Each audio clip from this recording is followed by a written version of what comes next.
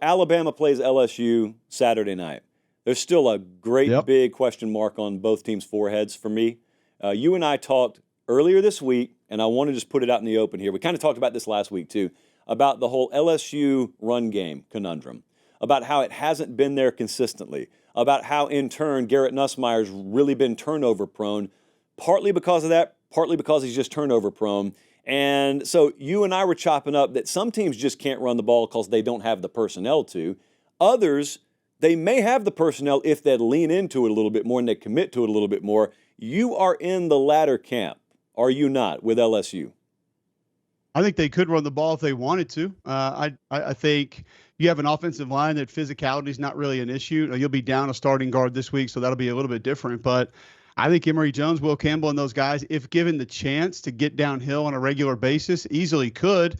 Like you mentioned, they're just not given the opportunity to be that football team. And against this Alabama team, I think it might be a little bit more beneficial to be able to find ways to do that, mainly to protect Garrett Nussmeier. Now, I don't think Alabama can just get home with one-on-ones and just from a 4 or 3-man pass rush the entire game, but becoming one-dimensional allows you to defend things in different ways, in easier ways.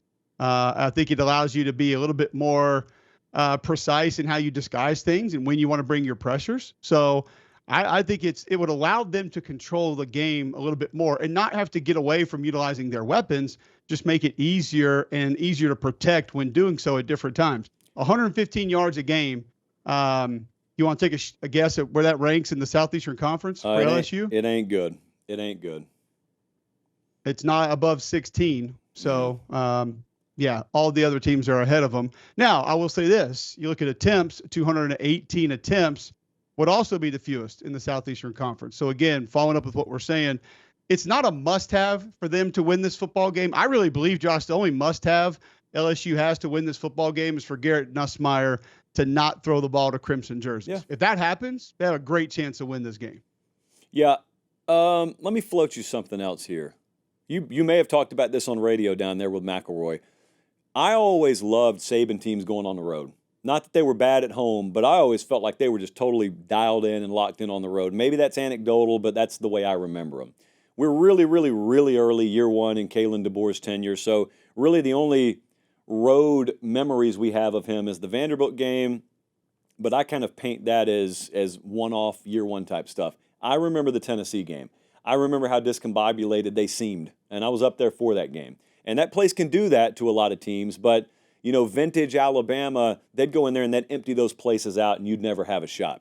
So I don't I know the whole elimination game talk is around this, and I know we make huge headlines and we cast the vision of a coach after every game. I don't think that way about this one, but I do think more and more you kind of start to learn about just the overall profile of the Alabama program under DeBoer and like how they handle these spots, because you're going to have 2, 3, or 4 of them depending on the schedule every year if you're there. And it's still too early. I'll admit that for the third time. But I watched him at Washington, and it was them coming out on the right side of a bunch of one-possession games.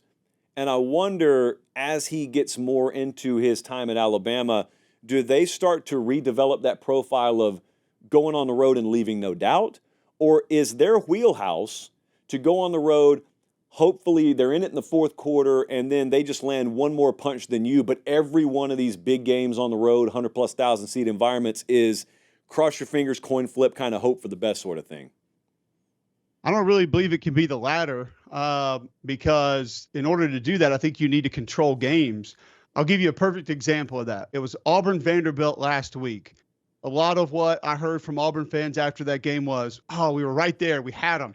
We're in that game. Played such a good game. Outgained them by 100. First off, Vanderbilt could care less how many yards they have, how many yards they are outgained by or outgain you by. I guarantee you Clark Lee pitched that style football game to his team every day of the week last week. And he said, get us to 8 minutes left, get us to 5 minutes left, down a score, tie game, and boys, we got them right where we want them. Not that we have to win by 21 or it has to be a track meet. Let's get up and down the field. We better score every possession. He was pitching to them, slow this thing down, take a few punches, give a few back. And when we get the ball at the end of the game, we know what to do with it. And when that game got down to 4 minutes left and it's a tie game or 3-point game, how many of those Auburn kids do you think were looking around knowing they had been there and were going to go do that? None, because they haven't this year. Every single time they've been in that situation, it has ended poorly. So sometimes getting into a certain style of fight is more beneficial to a certain team. Alabama being a we'll take the last possession, grind it out, either get a stop or go get a score late type football team is not what we've seen from them this year.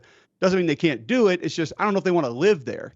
And if they do live there, I think we have to see more of the physical offensive team we saw against Missouri, glimpses of against Wisconsin, and almost none of against Vanderbilt because they only handed the ball off on consecutive downs 4 times in 4 quarters of football. So I think they can get to be that style team, Josh. I don't think they're that team right now, though. The other part with the Saban teams, like Saban cut his teams from a different cloth. And this is not a knock on Kalen DeBoer. Listen, we can be right in multiple instances when we talk about how you guide a team or build a team or direct a team. Saban directed a team with an edge. And, there's a lot of middle fingers and there's a lot of FU and there's a lot of we don't care. So your thought process about going on the road, Greg's actually told us this before, how much they like going on the road.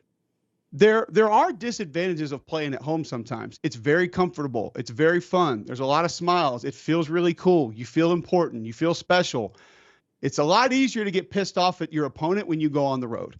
I mean, you got 4-year-olds in Baton Rouge when you're going down towards the stadium throwing rocks at your bus and giving you middle fingers. It's just like you're ready to play. I mean, you see miniatures coming up when you're getting off the bus, like, confetti and all. You're like, all right, let's go then. Like you're ready to go get in a fight. Sometimes at home, it takes a little longer to build that attitude up because everybody's for you. And the Vanderbilt was not a great situation, like you mentioned, because it was 85% Alabama fans. So even though it was on the road and it was different, probably not comfortable, it wasn't hostile by any stretch of the imagination.